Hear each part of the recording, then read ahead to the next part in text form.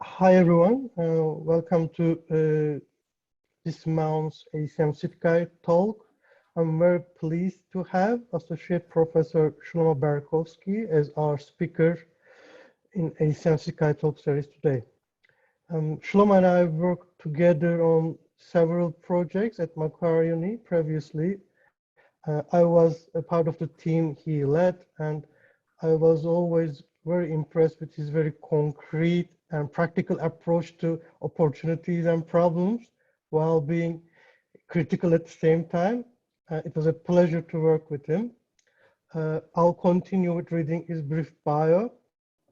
Shlomo Berkovsky is a computer scientist with deep theoretical and applied expertise in several areas related to human-centric applications of AI and machine learning.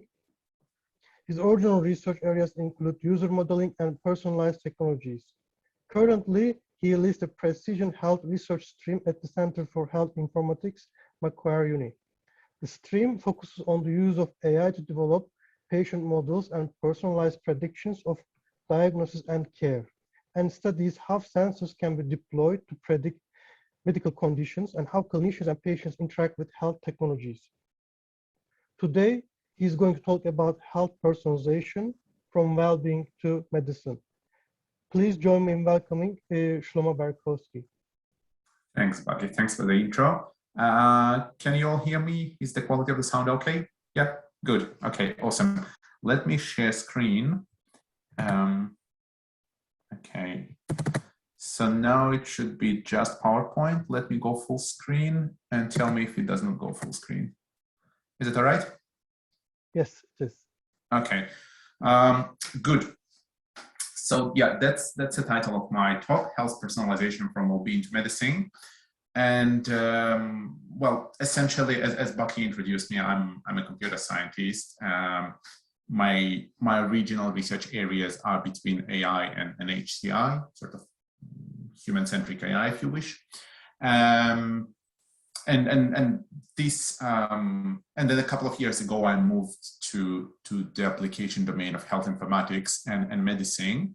And essentially, this slide is kind of a summary of my sort of initial period and you know, my perception of how the areas that I worked on before, how do they fit to what I do now. So it's sort of, you know, and kind of the presentation will be jumping between AI and HCI because these are the areas that I do. So, but I hope not to make it too technical on the AI side, rather keep the HCI focus. So yeah, let me start with sort of my research background. As I said, my PhD was originally on user modeling, personalization, recommender systems, these things.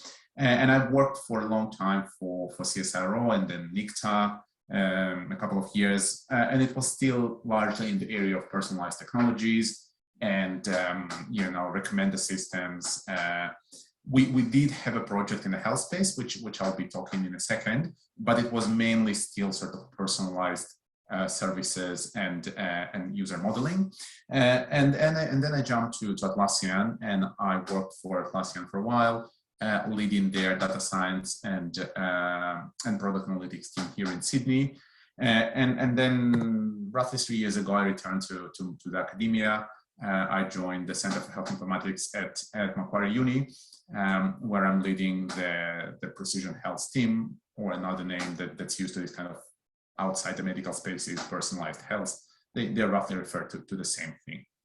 So as I said, when I worked for CSIRO, we had a relatively long project, probably 3 or 4 years that we worked on in the health space, in the preventative health space, I should say.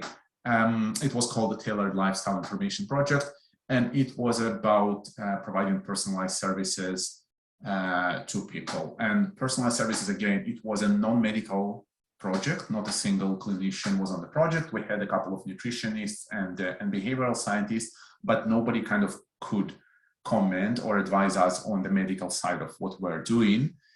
So we were doing, you know, the usual things that computer science people would do in this space. We tried personalized meal plans, And we talked again, and it was very much applying the skills that we had in personalization and recommendations. So group recommendations, again, of food and recipes, personalized activity, like physical activity, exercising, personalized access to health information, say online, like in web search, tailored online support, and all sorts of things. So that was kind of, we had quite a few research activities there. It was a productive project, produced lots of papers.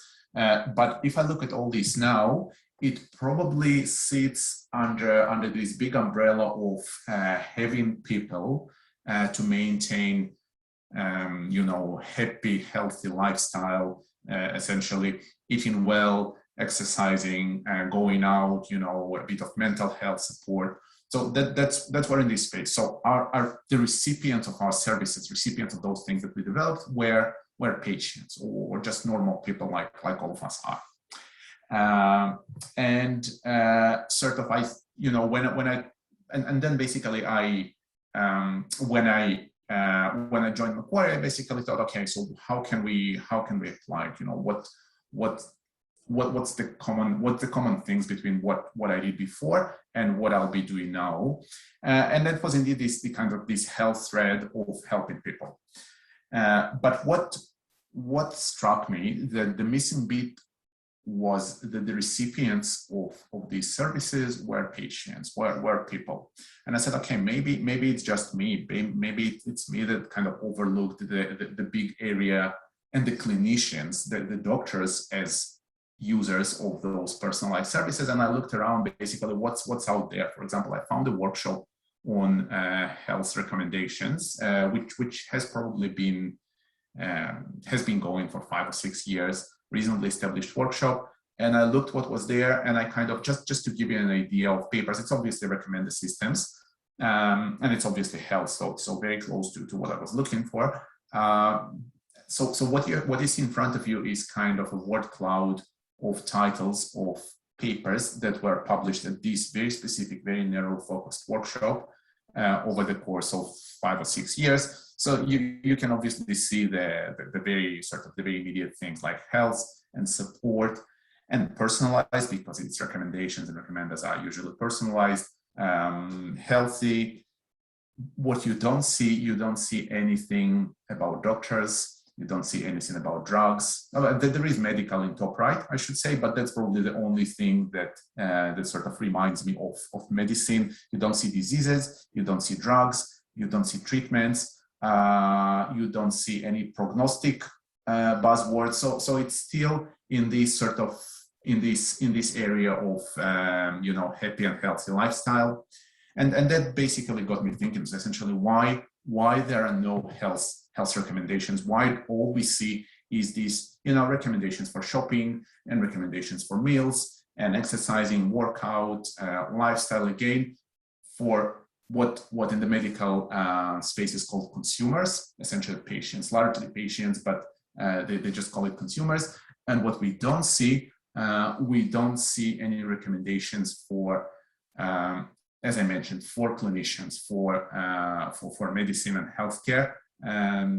You don't see any diseases, you don't see any drugs, you don't see any treatments. Why is that? So what's the reason? And basically, yeah, that's where I started thinking. Essentially, what's the issue? Why are recommended systems applied everywhere? They're applied for movie recommendations and and holidays and products and e-learning space. Basically, any space. It's very outdated stats, but it reminds me, I had a conversation with somebody from LinkedIn a long time ago, probably at least 3 years ago. And then he mentioned that there are around 100 recommenders deployed on LinkedIn website under the hood, recommending people, recommending jobs, recommending communities, recommending people to follow, all sorts of things. About 100 recommender systems under the hood just on LinkedIn, and like none of them in the medical space. So what's wrong? Why not? And here basically my answers, again, very subjective. That's my view of the world. First, there is a lot of risk and responsibility here. In particular, if the recommendation goes wrong. So again, let's contrast it with, say, a movie recommendation scenario. Netflix movie recommender You're all familiar probably with this sort of technology. So if there is a bad recommendation, worst case scenario, the person will waste 2 hours of their life watching a movie that they don't really like. If a clinical recommendation goes wrong, obviously the implications could potentially be really, really bad, really disastrous. There is not enough data. That's a big issue, especially looking at this from the AI angle. If you want to train AI, you need data to train it. Pretty easy to collect data, for example, on Netflix, on YouTube, people watching movies, people watching clips, very easy to build this user model. Yeah, and then with a bit of personalization skills, you can develop a recommender, or you can develop a personalized service, which is not really the case for clinical data. This data is not accessible. Lots of privacy and security issues around accessing personal health records, red tapes, ethics clearances. I mean, even say now, the New South Wales Health collect lots of data, but you need to jump through lots of hoops to get access to this data, including ethics applications, including all sorts of approvals, peer reviews. So it's much more stringent and much harder to get access to the data that you want, especially if you want it at scale of training machine learning. And again, jumping even one step forward, if you think of deep learning, which is just hungry for data, the problem is even worse. So there is not enough data to train this AI. Then those recommendations, they're probably not as straightforward as, for example, movie recommendations, because it's a very complicated domain with lots of dependencies, which requires lots of knowledge. Again, look at the training path of a doctor, which can take a decade easily, maybe more. So there is a lot of knowledge, a lot of expertise, a lot of domain expertise that's required. And if we were to say, okay, fine, like we don't have enough data, but maybe we build something like, rule-based, knowledge-based, content-based recommendations for the medical domain, then we face this problem that actually there is a lot of knowledge that needs to go into such a system, into such an AI that would provide this personalization. And that's kind of the reason, all those things collect, some of those things, and they collectively really sort of connect for me to other domains where you don't see recommended systems. For example, you don't see, fully automated AI controlling nuclear plants, right? Yes, there is obviously lots of automation, but there is also a human being that overviews, that keeps an eye on those AI systems. You don't see, say, a recommender deployed for court cases. There is no like, yeah, convict this guy. You don't see anything like this. You hardly see sort of AI making decisions for major financial investments. Say venture capitals won't use AI to make decisions. They may use AI for certain, information filtering, analysis, but not for decisions. The decisions are still made by users. So big, important decisions are not made by AI. They are still made by human users, which basically brings up this big question: is recommendations needed here at all? So essentially, is there a use case? Obviously, when it's a Netflix and you just you sit in front of the TV and you want to watch a nice comedy tonight, that's an easy case where, yeah, clear case. There are thousands of comedies. You would need some suggestions, some help. There is a use case for recommendations, but is there a use case for recommendations in the clinical space? That's what I'm questioning here, essentially. So yeah, then that's basically where we go now. If we sort of generalize it a little bit more and look at clinician-centric personalization, recommendations for doctors in the medical space, what's so particular about it? If we were to design it, let's look at this from a design angle for a second. If we were to design such a system, what do we need? What are the building blocks that we need to put together to build such a, let me call it recommender for clinicians, in simple words? So what does this clinician centricity mean? Again, we're not talking about consumers, about patients. We are talking about doctors as the recipients of this personalized service, as the recipients of those recommendations. So what do we know about them, or how will it look like? First, they're highly knowledgeable users. As I already mentioned, it may be decades of training and practice. So these people have very high level of expertise. They usually will have an opinion, like when there is a patient going into say, patients in a GP and say, you know, describing their symptoms, the clinician will already have a pretty good idea what could be the diseases, right? What could be the reasons for those symptoms, unlike a person who just says, yeah, I want to watch a comedy tonight. So there is kind of, A, there is a lot of domain knowledge, and B, there is already probably reasonably narrow opinion. So yeah, there may be like 3 or 4, maybe a bit more, but there is a limited number of diseases that may match the symptoms, but they will have this short list already in their head, unlike I just want to watch a comedy. So highly knowledgeable users with a relatively small number of options. Second thing, there are time poor users. Again, this comes back to the risk, as you know, sorry, not risk, to the implications of bad recommendations, but it also comes to this fact that they cannot, they essentially have 15 minutes to see the patient and to document and to examine the patient, to make a decision, to read whatever needs to be read. So they pretty much need to make a decision on the spot. So at least like, okay, here are 15 possible options that match these symptoms is just not appropriate there. They don't have the time to examine. They don't have, examine that many options.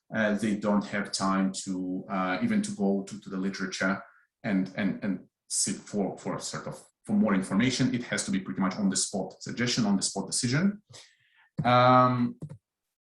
There is converse users. That's a very interesting point. Again, connects to the implications of a bad decision. But if you contrast it again to, for example, movie recommendations, there having serendipitous recommendations, having recommendations for kind of surprising recommendations, that's considered a good thing. That's a pro.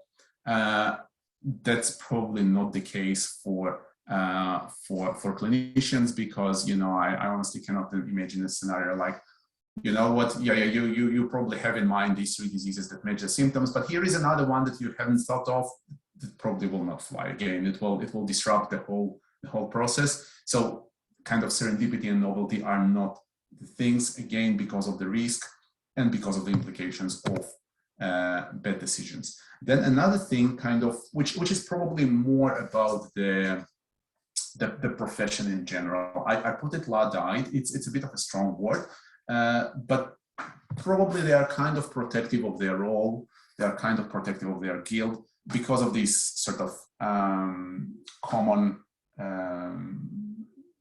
belief, common myth, if you wish, that in the near future they may be replaced by technologies. Essentially, there is kind of this myth that clinicians may be replaced by AI, which kind of, it's obviously threatening for them as professionals, and they are trying to protect themselves and they protect, I should say it's not entirely right. Like we had a few works where we talked to them and tried to understand their attitudes, and that's not exactly the case. Nevertheless, there is this probably there is some threat in the air and some sort of unpleasant situation here where AI is perceived as a potential threat, and then naturally they start protecting themselves. One thing that again came up in several sort of interviews and discussions that we had, that yes, this AI technology is coming, and this AI technology is mature and it's accurate, and it can provide good and personalized suggestions to clinicians, but the decision makers will still remain the clinicians. So it's not that the AI is going to completely, like, autopilot on planes. It's not going to replace the pilots. It's going to help the pilots. It's going to, to take some mundane tasks, but it's not going to replace them completely. So probably the same situation is here. We are looking at a collaborative team of a clinician and AI, but not AI completely replacing this clinician. So again, but kind of coming back, there is probably still a little bit of resistance to technologies coming into practice because, and there are reasons behind it. Finally, if we look at this, setting of a collaborative human AI team, doctor AI team, if the doctors were to rely on AI, this immediately brings the issue of trust, because they have to trust. And in my opinion, it's one of the key design considerations when there is this AI that's supporting humans, supporting human doctors. How can they trust this AI? How can they, all the issues of trust in HCI, they're clearly applicable here because it's extremely important to keep the level of trust high. Which brings the next thing, which is explainability. Like no matter how good this AI is, unless it's explainable and they can look at the output provided by the AI and they can understand why it's saying, it looks like this disease, or it looks like this drug may need to be prescribed, they need to understand why. And it was, very, very sort of clear. I think this quote comes directly from one of the conversations we had: no explanation, no value.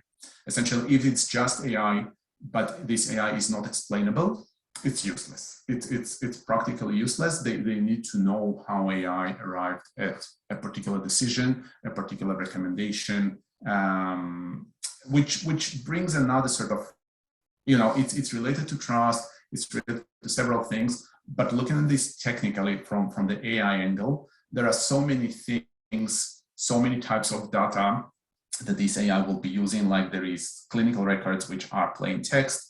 There are obviously images. Excuse me, there is omic data, like genomics, proteomics, and lots of those things, which in this case, it's a very, very high dimensional vector, technically speaking. Say we use some of them, like we were talking about tens of thousands, 20,000, 30,000 data points. So all these different types of data, they bring different questions around explainability. For example, for text, you would want to summarize, to highlight, or to recognize entities in this text. If it's images, it's clearly about segmentation and annotation. Like, yes, here is a brain scan image, but you should be looking at this particular part of the image because that's where you find the important information. And the omics data, again, here is a very long vector of 20,000 bits. You should actually be looking at this component because here are the genes that are responsible for a particular condition or particular disease. So yeah, coming back, explainability is a very huge thing here, very important. So what visualizations, exploration issues, they're all here. Practically what this means that some AI methods, and I'm here referring particularly to deep learning methods, which are sort of non-explainable black box methods, they may not be applicable. Coming back to trust, coming back to interaction, they may be super accurate and they be more accurate than other older, more simple methods, but in order to be applicable in the medical space, they'll have to be an explainability layer put on top of this. And finally, the bit that I already touched upon, the errors and mistakes in clinical practice are very, very costly. Indeed, a matter of life and death in certain cases. So the accuracy of this AI, it's a priority, right? I just said 20 seconds ago that, maybe we'll have to compromise accuracy on the account of explainability, but hey, accuracy is also extremely important because mistakes are very, very, very costly. We have patient safety, all those things. I won't elaborate on this. And one interesting thing that's worth to highlight is slightly different accuracy metrics. So if we talk about, standard classification or information retrieval, we have the common things like precision and recall, and we do the F1 usually, which combines the two of them together, and it's sort of balanced F1. So usually we just, arithmetic mean of, not arithmetic, anyway, the name escapes me, but they get equally important weights. precision and recall. Let's look for a second on the medical use case. Obviously, the errors, we want to avoid errors as much as possible, but what happens if there is an error? So if there is a false negative, it's essentially somebody that has a disease and they're underdiagnosed. Essentially, the system says no, AI says no, they don't have a disease. That's what we call underdiagnosis. Again, imagine a scenario of somebody having a cancer and the system saying no, they don't have a cancer. You can think of the consequences. Whereas the false positive, it's overdiagnosis, so somebody who does not have a disease, and the AI says no, they do have a disease. That's the false positive. Again, in this case, they are treated. For example, they receive, I don't know, a round of chemo, but the implications of the false negatives are obviously much more costly. So overdiagnosis is different from underdiagnosis, and it's not the balanced F1 that we are talking about. So the metrics for success are very different metrics. We completely, going back to recall, the recall and precision recall is extremely important here. We cannot miss those cases that have the disease. So coming back to the question that I asked maybe 10 minutes ago, is there a case for recommendations? Having gone through what it means to provide clinician-centric personalization, now I come back to this question: are recommendations needed here? So and you can probably guess my answers and where I'm heading to, but sort of to complete this argument, let me sort of go back to two definitions of recommender systems. The first one is very old, I think 1997, if I'm not mistaken, one of the first sort of special issues on recommender systems. And I won't go too deep, just the first couple of sentences. It's often necessary to make choices without sufficient personal experience of the alternative. That's really not the case here, right? Because when we talk about clinicians, they have lots of personal experience. They already have a few alternatives, like a few possible diagnoses that they think are related to the symptoms. So it's not there, right? In everyday life, we rely on recommendations from other people, either by word of mouth, recommendation letters, moving. Okay, again, this is not appropriate here. They will not be relying on anything like, I've heard about the case, I've read the case. No, they'll have to examine the case. They'll have to look at the, examination and blood tests and what have you, imaging, and then they'll arrive to a decision. So it's really like case by case and nothing around this. And of course, a lot of their domain expertise. And another thing that I wanted to focus on is a more recent thing, kind of, again, introduction to recommender systems. And that's Rex's handbook, sort of textbook on recommender systems. Very first chapter of the book, Introduction to Recommender Systems, highlighting is mine. The highlighting is not from the book.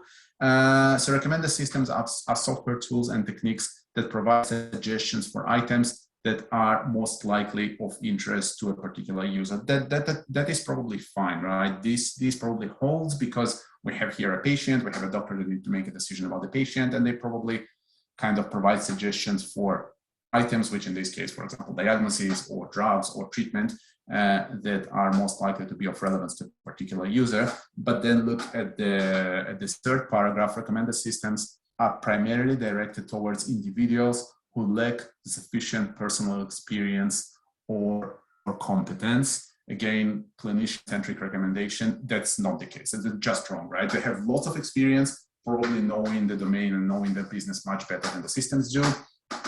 And then the follow-up of this sentence, in order to evaluate the potentially overwhelming number of choices. Again, no, it's not a million of diseases. When they see a patient, they immediately have in mind, because they're knowledgeable, because they're very experienced, they immediately have in mind a very small number of conditions that may match this. So probably not. So where are we? What are we talking about essentially? If this is not recommender systems, then what is this, right? What are we talking about? So probably talking about is decision support. It's a decision support system. It's a system that will provide suggestions, right?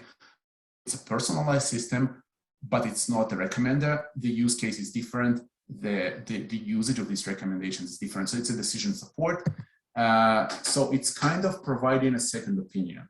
It's kind of being, having two people, not just the doctor, but having a doctor and AI in the room at the same time, where we have this collaborative, I talked about this before, where we have this collaborative human AI team.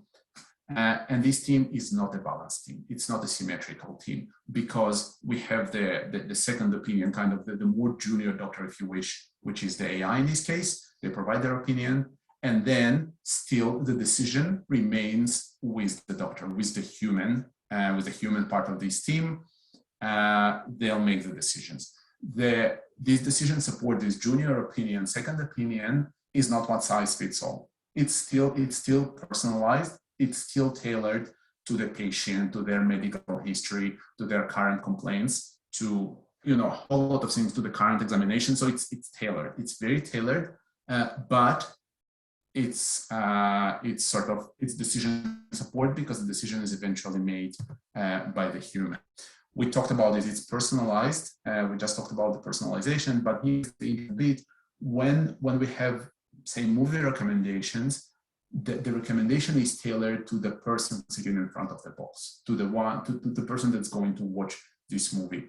Whereas here, the decision or the service is tailored to the patient, but the recommendation is delivered to the clinician, which is sort of a different use case altogether. So it is personalized, but it's rather delivered to a different person, having a different level of knowledge, having a different level of expertise, and so on and so forth.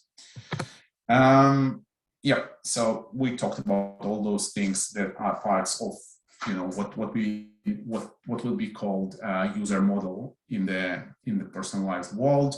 Current symptoms, examination, pathology, other diseases, past medical history, family history, lots of other things that they all fit into this patient model. All right, and now sort of the last bit. I'll try to go quickly here. Essentially, where does this personalized decision support? If we sort of say, okay, it's not a recommendation, it's personalized decision support. Where does this personalized decision support fit the clinical processes, and what are those cases where where this AI can be most beneficial? So first, let me talk about the clinical process in general, sort of very high level. It's 40,000 feet view. There are three sort of high level processes that happen in healthcare. First, there is diagnostics, which is identify the disease, identify the condition, identify why the patient there, why is the patient in my room? They come in and they say, oh no, I have problems with this, and I have problems with that, and I have headaches. Okay, fine.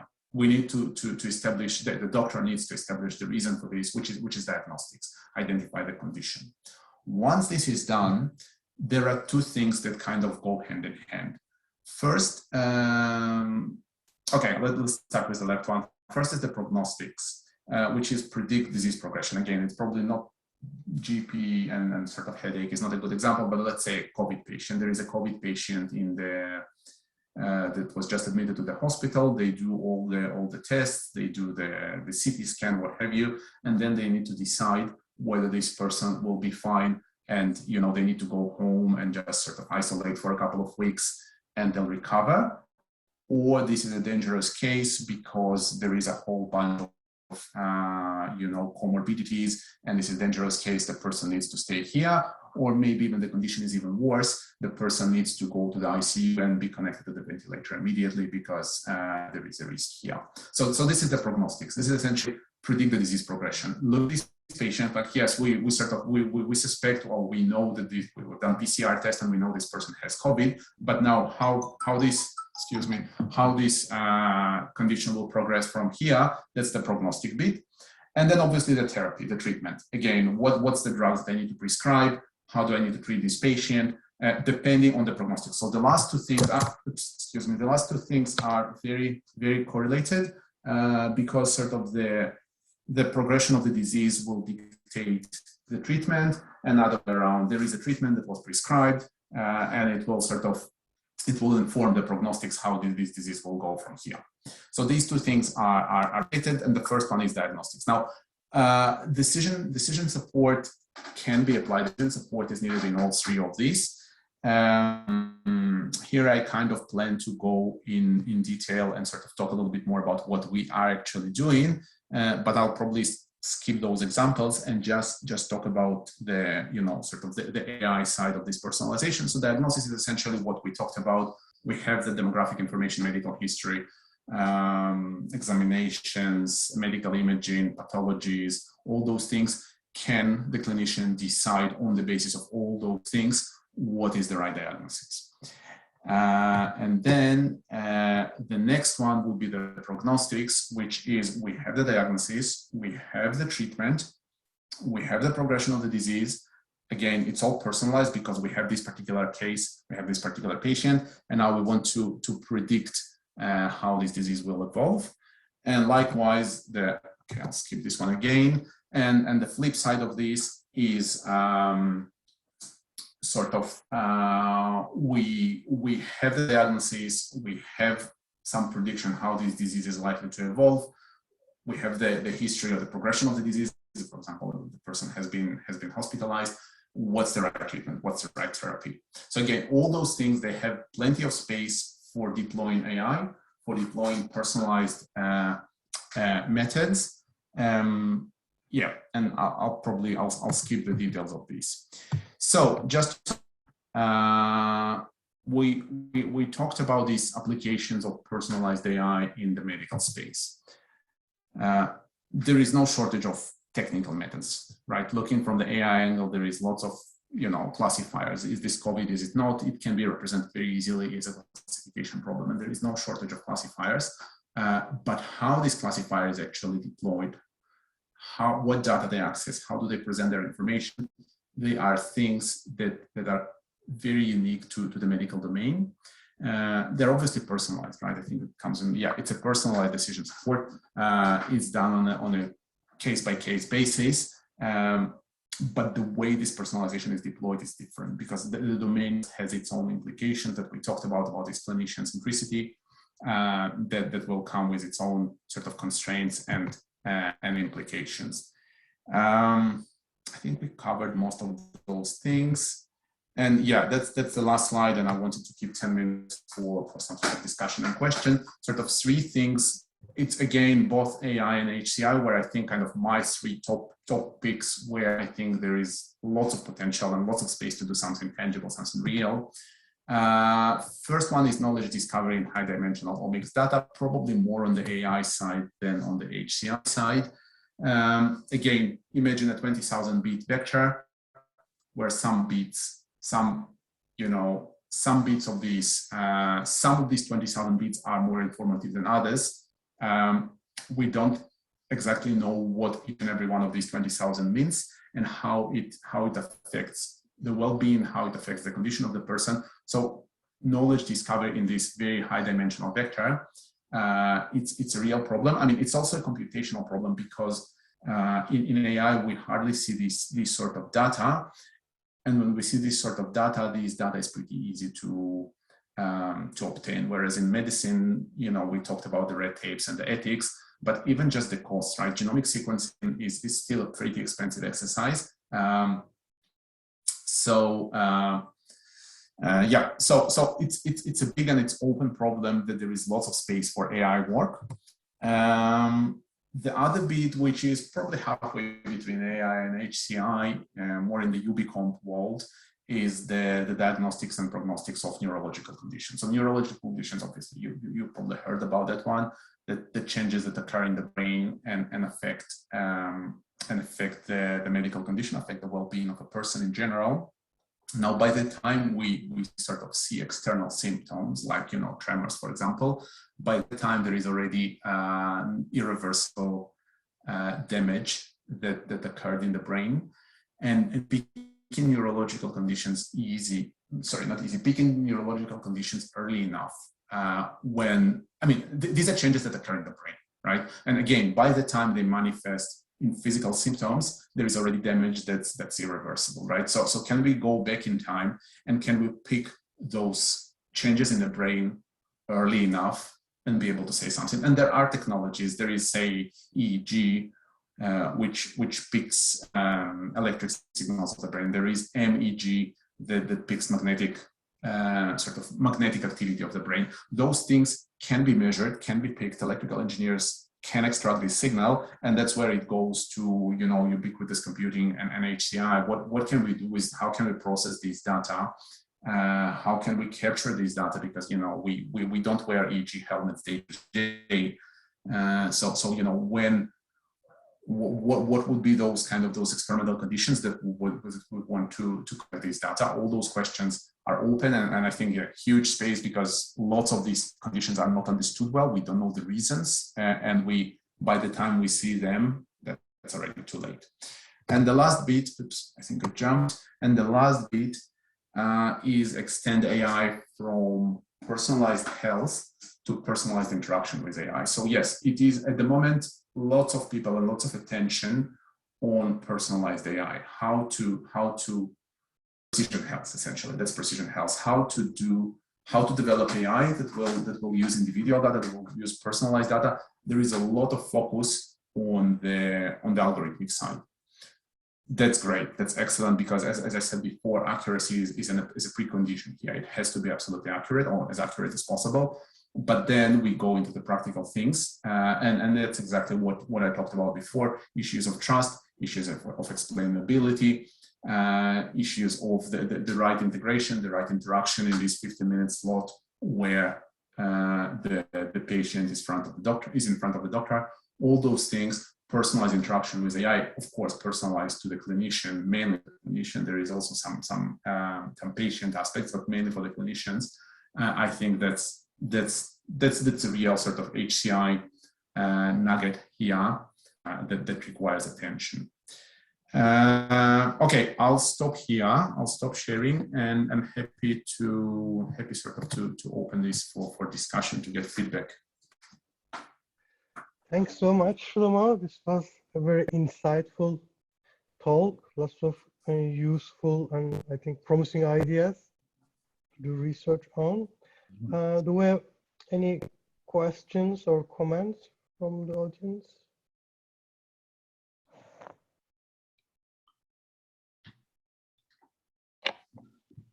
Maybe I can start by asking a question. Thank you very much. That was a really insightful talk. So I was wondering, did you apply this basically method in any real applications? Like, have you applied it? Because I'm wondering that how difficult is building those diagnostic models, and like, what are the challenges? Yes, we work quite extensively with clinicians and hospitals with real data, with real problems. Probably the answer will be like, you know, there is no single answer, because there are so many things here. But yes, we sort of, this is a slide that actually skipped in the presentation. For example, let me sort of go back and just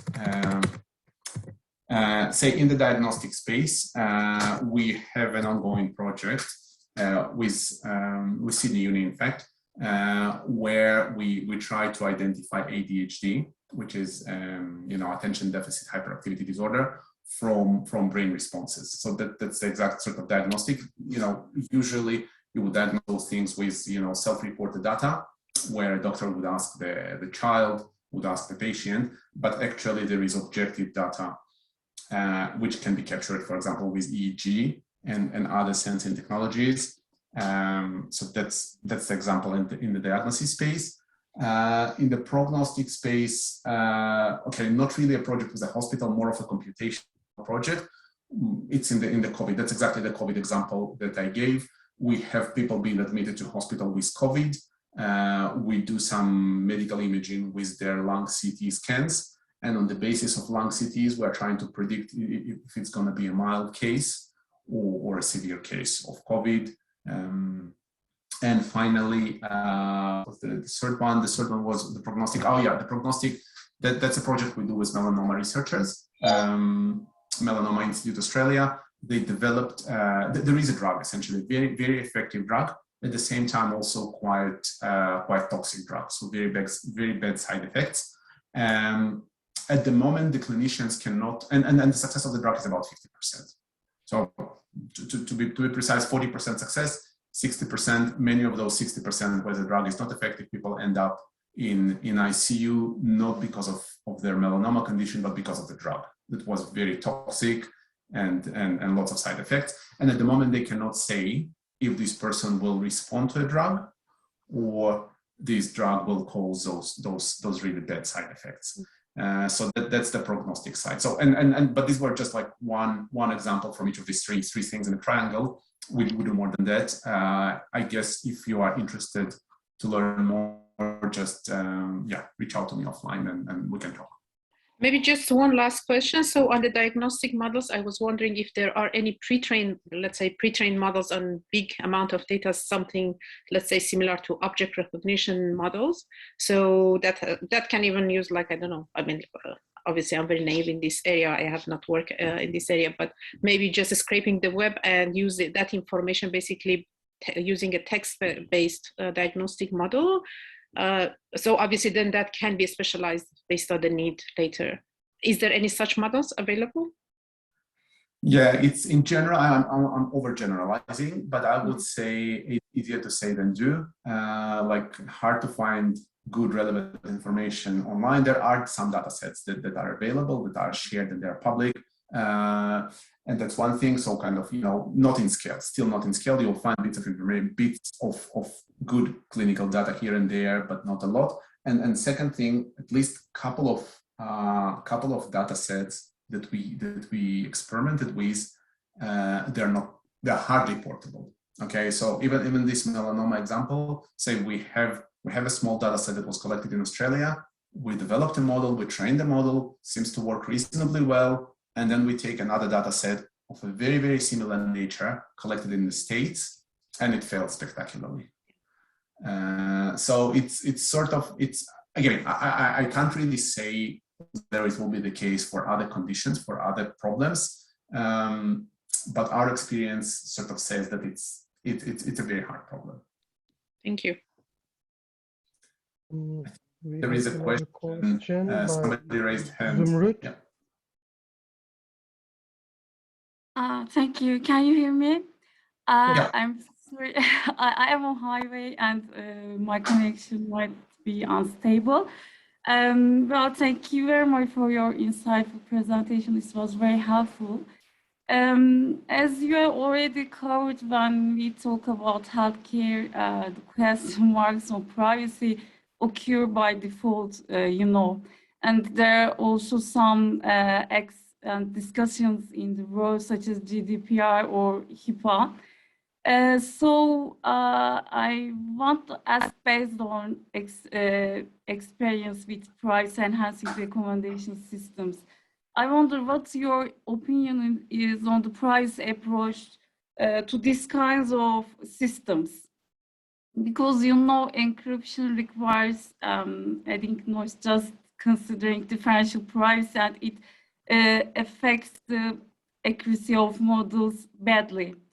So which price enhancing technology is more applicable to these kinds of systems? What's your opinion, and what do you think so?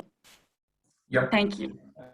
That's a great question. Again, I can touch on this point that I made before. The data is much more sensitive than, web logs or movie recommendation data. So privacy, there is definitely a space for privacy in this big world. And it's kind of one of those important building blocks for HCI. Privacy has to be preserved because privacy requirements are much higher, way higher than usual. We are doing some work on privacy. Okay, let me give you sort of one more example. We had a study where we studied privacy habits, privacy behavior of mobile apps on Android, sort of Google Play. And the picture that we found was not great at all. So lots of information leaked to third parties like Google's and Facebook. They used insecure communication channels, outdated communication protocols. Like really, the picture there was pretty worrying, I should say. Now, in terms of what we are actually doing, you touched upon encryption and deep privacy. You're absolutely right. They will, if you try to improve privacy with algorithmic methods, they'll in most cases degrade the performance. And we talked about poor performance and the implications of this, especially in this particular domain. So, so far, in short, we were not that successful. Like if we use privacy, enhanced methods, the performance degraded. The particular problem that we looked at was COVID cough classification. Sort of, we managed to get data. We managed to develop classifiers that would classify cough as cough coming from COVID patients or just other types of cough. Again, there are lots of AI issues there, but let's say we managed to get it to a reasonable level of accuracy, not great, but reasonable level of accuracy. Once we deployed differential privacy and membership interference attacks, it failed spectacularly. It's a problem. Sort of privacy accuracy trade-off is known in recommender systems in particular. You want to improve privacy, will damage the accuracy, and vice versa. We witnessed this very clearly in our work. I don't have a solution. Sort of, we're still working on this, but again, it's a reasonably big problem. Yeah. So it sort of trying to. I know that I answered the wrong question. It's an important thing, very important thing, considering the medical domain and the sensitivity of health data. It has to get the right attention, both on the AI side and the HCI side, because I think it's a precondition for HCI, having privacy and security and safety of users. A long way to go on the algorithmic side. Very helpful. Thank you very much. So we can have one final question, Tim. Hi, thanks a lot for the very insightful talk. So my question would be, what would be the most successful commercial system in this day on the diagnostic and prognostic side in your mind, especially in Australia? Successful in what sense? So like at least there are some hospitals currently using them in daily basis. Good question. I don't know. In short, I don't know. Sort of, I don't know what happens in the hospitals.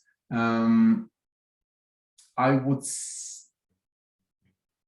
like a few things that we were exposed to in our work. For example, say we wanted to work on radiology, something as simple as X-ray interpretation. And basically we were told, no, there is no AI. At the moment in Australia, there is no AI deployed to help clinicians is the bone broken or not? No, there is no AI that will do it. Even though probably the problem is reasonably simple and doable, in practice, in the hospital that we talked to, there was just no system. It was all done manually. I cannot speak of other conditions, other wards, other problems. I just don't know this well enough. What another example I can probably make is this, again, I think it's not used in Australia, or definitely not very popular in Australia, is Babylon. Babylon in the UK, lots of people, that's kind of, in short, a symptom checker. You will kind of, you'll feed in your current symptoms, and it will provide you some sort of diagnosis. Very different setting. It's kind of a GP replacement technology, sort of. I know, again, I'm exaggerating a little bit. It's not really a GP replacement, but kind of symptom checker. Different setting. I know that Babylon Health is pretty popular in the UK. There are potentially even some. Definitely, there has been something about sort of recognizing and certifying Babylon. So if we are looking at sort of business. Successful from the business angle, I know it's very popular in the UK. Again, they're not in Australia. To the best of my knowledge, they're not. So is Babylon target user clinician or the ordinary user? No, patients, consumer. Yeah, it's a consumer app. And again, sort of back to your original question, like there are obviously some technologies deployed. There is some AI that's deployed, but I cannot really say, you know, what's the most successful being in terms of, you know, financial success, wide deployment in hospitals. That's a clinician question, I would imagine. Right, I see. Thanks. Sorry.